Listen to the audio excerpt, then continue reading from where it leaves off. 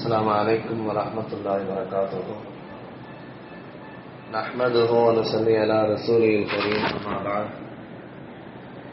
قال الله سبحانه وتعالى في القرآن العظيم والفرقان المجيد. أعوذ بالله من الشيطان الرجيم. بسم الله الرحمن الرحيم. طه ما أنزلنا عليك القرآن لتشقى. صدق الله العظيم. புகழ் அனைத்தும் எல்லாம் வல்ல அல்லாஹு ஜல்லஷானு வ தஆலா ஒருவனுக்கு உரித்தாகட்டும். ஸலாத்தும் ஸலாம் நம் உயிரினும் மேலான அருமை நாயகம் முஹம்மதுர் ரசூலுல்லாஹ் ஸல்லல்லாஹு அலைஹி வஸல்லம் அவர்கள் மீதும் அவள் நற்பாக்கியம் நிறைந்த உம்மத்தாரான நம் அனைவரின் மீதும் அல்லாஹ்வின் அன்பும் பேரருளும் என்றென்றும் நிறைவாக உண்டாகட்டுமாக. ஆமீன். கண்ணியமிக்க அல்லாஹ்வின் நல்லடியார்களே, பெரியோர்களே, அல்லாஹ்வுடைய மாபெரும் கிருபையால் 12 நோன்பும் 13வது தராவி தொழுகையை தொழுதுவிட்டு ஒரு இல்லத்திலே நாம் எல்லாம் இருக்கிறோம். நாம் வைத்த நோன்புகளை, நாம் தொழுத தொழுகைகளை, நாம் செய்த நற்காரியங்களை அல்லாஹ் கபூல் செய்து தந்தருள்வானாக. ஆமீன். 13வது தராவி ஒருவர் தொழுதார். ஆனாலும் பெருமானா ஸல்லல்லாஹு அலைஹி வஸல்லம் கூறுகிறார்கள், கால ரசூலுல்லாஹி ஸல்லல்லாஹு அலைஹி வஸல்லம், ஜாஅ யௌமல் கியாமத்தி, அவர்களெல்லாம் மறுமையில் வருவார்கள். அல்லாஹ் மலக்குமார்களை கூப்பிட்டு சொல்வார், அம்னன் மின் குல்லி சூஇன், அனைத்து விதமான தீங்குகளிலிருந்து பாதுகாக்கப்பட்டவர்களாக அவர்கள் நாளை மறுமையிலே வருவார்கள் என்பதாக நம்மை குறித்து நாயகம் ஸல்லல்லாஹு அலைஹி வஸல்லம் சொன்னார்கள். அப்பேற்பட்ட எந்த ஒரு கஷ்டங்களும் கவலைகளும் இல்லாமல் சந்தோஷமான நிலையில் வருவதற்கு அல்லாஹ் தௌஃபீக் செய்வானாக. ஆமீன். அல்ஹம்துலில்லாஹ். 16 ஜுஸு நம்முடைய ஆபீஸ் மார்க்கம் மூலமாக நிறைவு செய்யப்பட்டிருக்கிறது. நேற்றைய தினம் ஓதிய சூரத்துல் கஹஃப், குகைவாசிகள் என்கிற சூறாவின் எஞ்சிய பகுதி, சூரத்துல் மரியம், மரியம் அலைஹிஸ்ஸலாம் என்கிற ஒரு சூரா, சூரத்துல் தாஹா என்கிற ஒரு சூரா, சூரத்துல் அன்பியா, நபிமார்கள் என்கிற ஒரு அத்தியாயம், இப்படி பல சூறாக்கள் என்று ஓதப்பட்டது. 16 ஜுஸு நிறைவு பெற்றிருக்கிறது. அல்லாஹ் கபூல் செய்வானாக. சூரத்துல் மரியமும் சரி, சூரத்துல் தாஹாவும் சரி, இந்த 2 சூறாவும் அதனுடைய அல்லாஹ்வுடைய வார்த்தைகள், ஆயத்துக்கள் கவிதை வரியில் அழகாக இருக்கும்.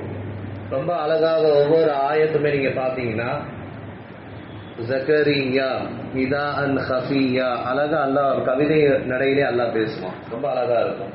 சூரத்து தாஹாவும் அதே மாதிரிதான். தாஹா மா அன்ஸல்னா அலைக்கல் குர்ஆன லிதஷ்கா யஹ்ஷா, அப்படியே லைனா அதே மாதிரி அல்லாஹ் கொண்டு வருவோம். இது சூரத்து தாஹாவிலிருந்து ஒரு செய்தி.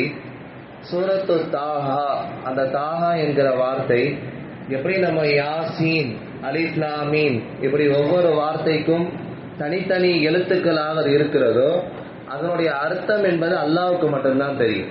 ஒவ்வொரு சூறாவுடைய ஆரம்பத்தில் உள்ள துவக்க எழுத்து இருக்கிறது, அலிஃப் லாம் மீம், அலிஃப் லாம் ரா, தாஹா, தாசீன், யாசீன், தாசீன் மீம், இப்படி இந்த வார்த்தைகள் எல்லாம் அல்லாஹ்வுக்கு மட்டும்தான் அர்த்தம் தெரியும். அது தனித்தனி எழுத்துக்கள், வார்த்தைகள் என்பதாக முஃபஸ்ஸிரீன்கள், தஃசீரை, குர்ஆனை விரிவுரை செய்யக்கூடிய விரிவுரையாளர்கள் எல்லாம் நம்ம தகவல் கொடுப்பார்கள். அதே போல இந்த தாஹா என்கிற வார்த்தை 2வது கருத்தை சொல்லுகிற பொழுது, முன்னாடி ஓதப்பட்ட சூரத்துல் மரியம்ல காஃப் ஹா யா ஐன் ஸாத், அங்கே ஹா என்கிற வார்த்தை வருகிறது.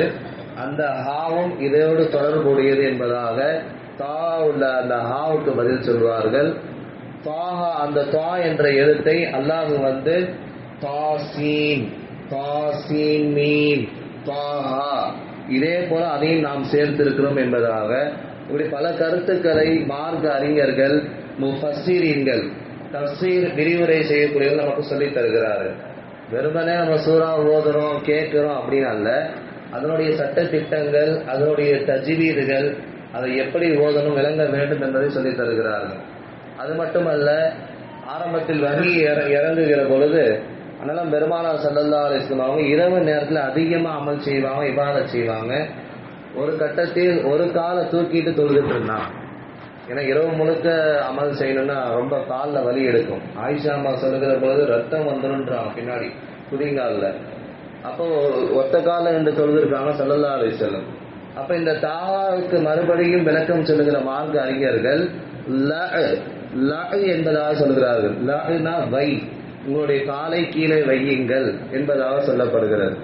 அதே போன்று தாஹா என்கிற இந்த வார்த்தைக்கு ஆக முஃபஸ்ஸிரீன்கள் சொல்லக்கூடிய ஒரு அர்த்தம், அந்த தாஹா என்கிற வார்த்தை ஸல்லல்லாஹு அலைஹி வஸல்லம் அவங்களை குறிக்கும் என்பதாக யோகோபித்த முடிவாக பல மார்க்க அறிஞர்கள் நமக்கு சொல்லித்தராங்க. இப்படி பல கருத்துக்கள் இருக்கிறது. அண்ணலம் பெருமானார் ஸல்லல்லாஹு அலைஹி வஸல்லம் அல்லாஹ் ரப்புல் ஆலமீன் இந்த தாஹா என்கிற வார்த்தைக்கு ரஜுலுன் என்பதாக சில தஃசீல் நாம் பார்க்கிறோம். ரஜுலுன்னா யார் ரஜுலுன், ஓ மனிதனே, ஓ ஆண்மகனே, ஓ ஆம்பளையே, இப்படின்னு சொல்ற மாதிரி இருக்கும். ஆனா இந்த கருத்து பெரும்பாலும் அது ஏற்றுக்கொள்ளப்பட்டதா இல்லை, அகராதியில் வேணால் நாம் வைத்துக் கொள்ளலாம் என்பதாக ஒரு கருத்தையும் தெரிவிக்கிறார்கள். சுருக்கமா நம்ம சொல்ல போனோம்னா, ஸல்லல்லாஹு அலைஹி வஸல்லம் அவருடைய பெயராக தாஹா என்கிற வார்த்தை இருக்கிறது. இன்னைக்கு நிறைய பேர் தாஹா என்பதாக பெயர் வைக்கிறார்கள். நாம் கூட பயானில் பேசுகிற பொழுது அல்லது எழுதுகிற பொழுது கவிதையில் தாஹா நபி ஸல்லல்லாஹு அலைஹி வஸல்லம் என்பதாக சொல்லி காட்டுகிறோம். எனவே தாஹா என்கிற வார்த்தை ரொம்ப ஒரு அற்புதமான வார்த்தை. அல்லாஹ் ரப்புல் ஆலமீன் பல நபிமார்களை கூப்பிடுகிற பொழுது யா இப்ராஹிம், ஓ இப்ராஹிமே, யா ஈசா, ஓ மூசா, இப்படிதான் கூப்பிடுவான்.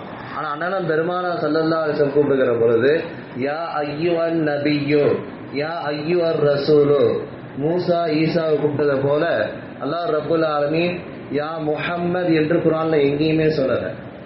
யா முஹம்மது என்று எங்கேயும் குர்ஆன்ல வரல. ஓ நபியே, ஓ ரசூலே என்பதாக மிக கண்ணியமாக அல்லாஹ் கூப்பிட்டதை இந்த தாஹா என்கிற வார்த்தை நமக்கு விளக்கி கூறுகிறார்கள் மார்க்க பெருமேதைகள். அதே போன்று இன்னொரு செய்தி, இந்த தாஹா இந்த சூரா மூலமாகத்தான் உமரே ஃபாரூக் ரலியல்லாஹு அன்ஹு அவர்கள் இஸ்லாத்தின் பக்கம் வந்தார்கள். மிகப்பெரிய இந்த சூரா ஒரு தாக்கத்தை ஏற்படுத்தும். ஒவ்வொரு சூறாவில் உள்ள ஆயத்து இருக்கிறது, அதை ஓத ஓத அது உள்ளத்தில் போய் பிரதிபலிப்பு செய்து பல காபிர்களை இஸ்லாத்தின் பக்கம் இழுத்து வந்திருக்கிறது. துஃபைல் அம்ரு தௌசி என்கிற ஒரு சஹாபி ஸல்லல்லாஹு அலைஹி வஸல்லம் ஒரு கூடாரத்தில் உட்காந்து ஓதிக்கிட்டு இருப்பாங்க. அவர் அந்த பக்கம் போகலான்னு பார்ப்பாரு. போகிற போது காதுல பஞ்சு வச்சுட்டு போவார். எங்க முகம்மது ஏதாவது மேஜிக் பண்ணிடுவாரோ, நான் எங்க இஸ்லாத்துக்கு வந்துடுவேனோ என்கிற ஒரு காரணத்தால் பஞ்சு வச்சுட்டு போவாரு. ஸல்லல்லாஹு அலைஹி வஸல்லம் குர்ஆன் ஓதுவாங்க.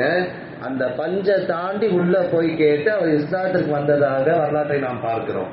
எனவே அந்த குர்ஆன் உள்ளத்தை போய் அது பிரதிபலிப்பு செய்து மனிதனை மாற்றக்கூடிய தன்மை பெற்றது.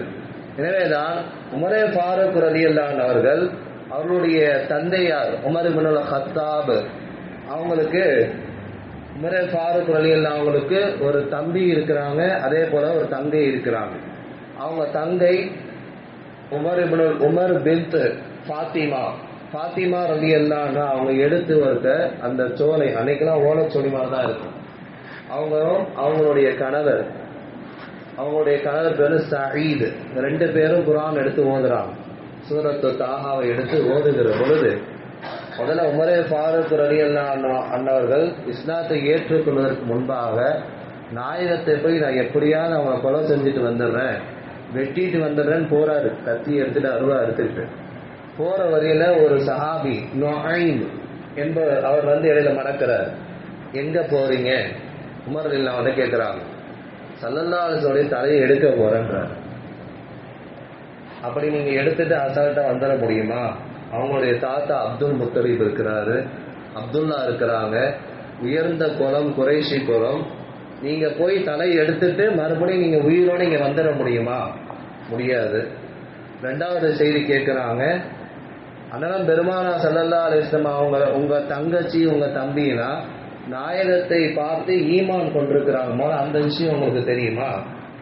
அது என் தங்கச்சியும் தம்பி ஈமான் ஏத்துக்கிட்டாங்களா, இஸ்லாத்துக்குள்ள வந்துட்டாங்களா? அதை பார்த்து அவருக்கு ரொம்ப ஷாக் ஆயிடுச்சு. இப்ப நாயகத்தை வெட்டுவதை விட்டு விட்டு உடனே திரும்பி ரொம்ப வேகமாக நடந்து வரார். அதற்கு முன்னாடி அவங்களுடைய தங்கையும் அவங்களுடைய மச்சானும் இரண்டு பேரும் அந்த ஓலைச்சுவடியை திறந்து தாஹா என்கிற அத்தியாயத்தை ஓதிக்கொண்டு இருக்க, அந்த இடத்துல கப்பாப் ரலியல்லாஹு என்கிற ஒரு சஹாபி அந்த ஆயத்துக்கு விளக்கம் சொல்லிக்கிட்டு இருக்காங்க. கப்பாப் ரலியல்லாஹு இஸ்லாத்திற்காக ரொம்ப பாடுபட்டவங்க. நிறைய அடி உதை வாங்கி ரத்தம் சிந்தியவர்கள். எனவே உமர் ரலியல்லாஹு அவங்கள பற்றி நிறைய அவங்க தெரிஞ்சு வச்சிருக்கிறாங்க. உமர் ரலியல்லாஹு அவங்க வர மாதிரி தெரியுது. வந்த பின்னாடி தான் அவர் ரலியல்லாஹுலாம் பேர், முன்னாடி அவர் பேர் உமர் என்பதாக அர்த்தம். அப்போ வராங்க, வப்பாப் ரலியல்லாஹு போய் ஒரு கதவோரமாக ஒளிஞ்சுக்கிட்டாங்க. வந்த வேகத்தில் அவர் அவ்வளோ ஸ்பீடாக வராரு. அவர் நாயகத்தை ஏற்கனவே கொலை செய்யணும் அந்த இதில் போனார். இப்போ தன்னுடைய தங்கையுடைய மச்சான் அவங்க 2 பேர் இதை ஓதிக்கிட்டு இருக்கிறத பார்த்து உள்ள வந்தவங்க ஓங்கி ஒரே ஒரு குத்து. யார் மேல? அவனுடைய மச்சான் சயீத் இப்னு ஜுபைர் அவர் பேரு. அஷரத்துல் முபஷரா என்கிற 10 நபர்களில் சொர்க்கத்தில் சுப செய்தி சொல்லப்பட்ட ஒரு நபர் அந்த சஹாபி. ரொம்ப கண்ணியமானவங்க எல்லாருமே. அவரை அடி ஓங்கி குத்த வருகிற பொழுது அவங்களுடைய தங்கை பாத்திமா இடையில குறுக்கால வந்து அடியை வாங்கிப்பாங்க. அவர் எந்த அளவுக்கு ஸ்பீடா குத்துனான்னு சொன்னா மூக்கு உடஞ்சு ரத்தம் பலபலான்னு ஊத்துச்சு. நல்லா கவனிக்கணும். அப்ப அந்த அம்மா கீழே விழுவுது. கீழே விழுந்த பின்னாடியும் அந்த கோபத்துல மறுபடியும் தங்கையே அடிக்கிறார். அவருடைய மச்சான் காப்பாற்றப்பட்டு விட்டார். அந்த அம்மா அடியை வாங்கிருச்சு. சொல்லுது, நீங்க என்ன வேணா பண்ணுங்க, நான் இஸ்லாத்தை விட மாட்டேன், குர்ஆனை ஓதாம இருக்க மாட்டேன், உங்களால முடிஞ்சதை நீங்க பார்த்துக்கோங்க அப்படின்னு சொல்றாங்க. கொஞ்ச நேரம் அவரு உட்காந்து ஃபீல் பண்றாரு, தங்கையை அடிச்சுட்டோமே, ரத்தம் வேற வந்துருச்சு. அந்த மாதிரி கீழே உளுந்து கிடக்கு. யாரு? ஃபாத்திமா ரலியல்லாஹு. கொஞ்ச நேரம் உட்காந்து கவலைப்படுறாரு. அப்புறம் மனசு மாறுது. எங்க அந்த ஓலைச்சுவடியை கொடு பார்ப்போம் அப்படின்னு கேட்கிறாரு. என்னதான் இருக்குன்னு பார்ப்போமே. கேட்கறதுக்கு முன்னாடி அந்த அம்மா அவ்வளோ அடி வாங்கி ரத்தம் சிந்தின்னு சொல்லுது, அப்படிலாம் உங்கள்ட்ட தர முடியாது, தந்தா நீங்க கிழிச்சிருவீங்க. ஏன்னா அப்படிப்பட்ட ஆள் தான் அவரு உமர் ஃபாரூக். மிகப்பெரிய ஒரு பவரான ஆளு முன்னாடி இஸ்லாத்தை ஏற்கிறதுக்கு முன்னாடி. அப்போ கிழிச்சிருவீங்கன்னு சொன்னோன்னே, பரவாயில்ல நீ கூட நான் பார்க்கணும், எனக்கு ஆசையா இருக்கு அப்படின்னு கேட்கிறப்போ ஃபாத்திமா ரலியல்லாஹு சொல்றாங்க, இந்த வேதத்தை குர்ஆனை நீங்க தொடர்ந்தா சுத்தமா இருக்கணும், நீங்க போய் குளிச்சுட்டு வாங்கன்னா. ஏன்னா கோபத்துல இருக்கிறார். கோபத்துல இருக்கிறவங்களுக்கு தண்ணி ஊத்துனா ஒழு செஞ்சா படுத்தா சரியாயிடும். இவர் போய் குளிச்சுட்டே வராரு. குளிச்சுட்டு வந்த பின்னாடி அந்த ஓலைச்சுவடி அவங்கள்ட்ட கொடுக்கப்படுது. தாஹா மா அன்ஸல்னா அலைக்கல் குர்ஆன லிதஷ்கா இல்லா தذكرةً லிமன் யக்ஷா அப்படியே ஓதிக்கொண்டே வருகிற பொழுது, இன்னி அனல்லாஹு ரப்பி, அல்லாஹ் சொல்றான், நான் தான் உன்னுடைய இறைவன், வணக்கத்திற்குரிய நாயன், என்னை தவிர வேற யாரும் இல்லை, நீ என்னதான் வணங்கணும். என்ன இது மா ஆஜப், ரொம்ப ஆச்சரியமா இருக்கு. இப்படி ஒரு வார்த்தையை நான் இதுக்கு கேள்விப்பட்டதே இல்லை. ரொம்ப பூரிச்சு போறாரு. இப்ப சந்தர்ப்பம் பார்த்தா கப்பாப் ரலியல்லாஹு அங்கதான் இருக்காங்க கதவோரமா.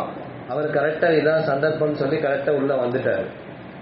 நான் நேற்றைய தினம் ஸல்லல்லாஹு அலைஹி வஸல்லம் துவா செய்து நான் கேட்டேன், இது போன்ற சிறந்தவர்கள், ஒன்னு அபூ ஜஹலுடைய மகன் ஒருத்தர் இருக்காரு, இன்னொன்னு ஹத்தாபுடைய மகன் உமர், இவங்க 2 பேருக்குல யாராவது ஒருத்தர் இஸ்லாத்துக்கு வரணும்னு சொல்லி ஸல்லல்லாஹு அலைஹி வஸல்லம் நேற்று துவா செய்ததை கண்கூடாக நான் பார்த்தேன். இன்று நீங்கள் இஸ்லாத்தை ஏற்றுக் கொண்டிருக்கிறீர்கள். நேற்றைய தினம் துவா, இன்று நீங்கள் உமரே ஃபாரூக், அல்லாஹ் உங்களுக்கு ஈமான் என்கிற பாக்கியத்தை கொடுத்திருக்கிறான். அந்த ஆயத்தை ஓதி ரொம்ப பூரிச்சு போனாங்க, இஸ்லாத்திற்கு வந்தாங்க என்பதாக சூரத்து தாஹாவுடைய மிகப்பெரிய ஒரு தாக்கத்தை நம்ம பார்க்கிறோம். எனவே சொல்ல வருகிற செய்தி, அந்த ஆயத்தை நாம் ஓதுகிற ஒவ்வொரு ஆயத்தையும் அதனுடைய விளக்கங்களும் அர்த்தங்களும் வரலாறும் தெரிந்து நாம் கேட்கிற பொழுது ரொம்ப லகித்த இன்பமும் கிடைக்கும். அதனுடைய தஜ்வீத் சட்டமும் தெரிந்து ஓடுகிற பொழுது அது அருமையாக இருக்கும். வல்ல ரஹ்மான் அது போன்று தெரிந்து புரிந்து வாழ்வதற்கு அருள் செய்வானாக. ஆமீன். வாஃபிரு தாவானா அல்ஹம்துலில்லாஹி ரப்பில் ஆலமீன். நோன்பு வைக்கும் நிய்யத், நவைத்து ஸௌமகதி அன் அதாஇ ஃபர்லி ரமலானி ஹாதிஹி ஸனதி லில்லாஹி தஆலா. இந்த வருடத்தில் ரமலான் மாதத்தில் பரலான நோன்பை அதாவாக நாளை பிடிக்க நியத் செய்கிறேன், அல்லாஹ்வுக்காக வேண்டி. ஆமீன். ஸல்லல்லாஹு அலா முஹம்மத் ஸல்லல்லாஹு அலைஹி வஸல்லம். ஸல்லல்லாஹு அலா முஹம்மத் ஸல்லல்லாஹு அலைஹி வஸல்லம். ஸல்லல்லாஹு அலா முஹம்மத் محمد يا ربي صل وسلم. السلام عليكم.